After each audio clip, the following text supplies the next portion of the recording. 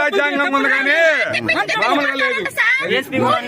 తిరిగి మాకు ఇసుక ఎత్తిపోయింది సార్. మా మగుళ్ళకి నిద్ర లేదు, కంటి నిండు కూడి లేదు, అసలు నిద్ర లేదు. వాళ్ళు ఆరోగ్యాలు పాడైపోయి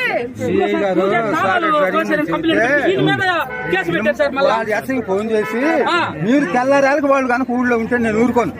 ఏం చేస్తావు నీ ఇష్టం, ఊళ్ళో నుంచి పంపించేయాలా. మనం చేసిన తప్పేందో పరిష్కరించండి.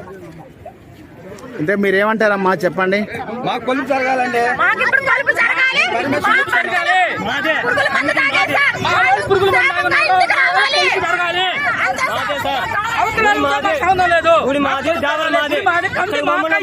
వాళ్ళకి ఇచ్చారా?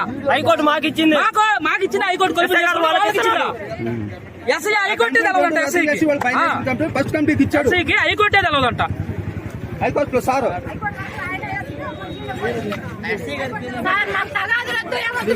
మాకు కొలుపు జరగాల్సిందే. మా భర్త క్షేమంగా ఇంటికి రావాల్సిందే సార్. ఉండాలి. కొలుపు కానీ జరగకపోతే మేము మాత్రం చచ్చిపోవడానికి కూడా ఖాయం ఈసారి. మళ్ళా మొత్తం ఆడా మగ వాళ్ళకి ఏదన్నా అయితే మనకి ఇంట్లో ఎవరు ఉండవు.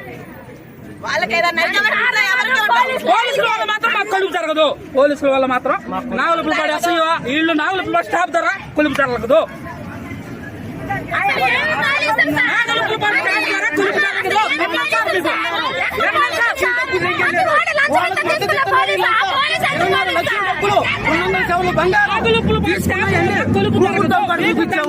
ఎవరు పట్టించుకోవట్లా.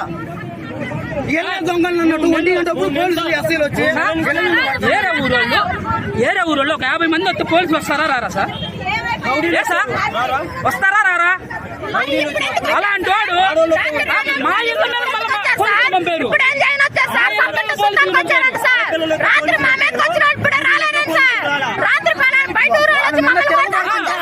వచ్చారండి చివరు పురుగు మంది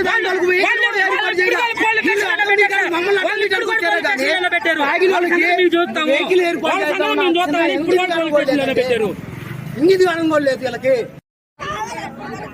వాళ్ళు అవతల బ్యాచ్ ఇప్పుడు కూడా పోలీస్ స్టేషన్ పెట్టారు. వాళ్ళు మేము పడతాము. అంత దారుణంగా ఉంది సొసైటీ. ఏం చేస్తారని కూడా తెలియదు.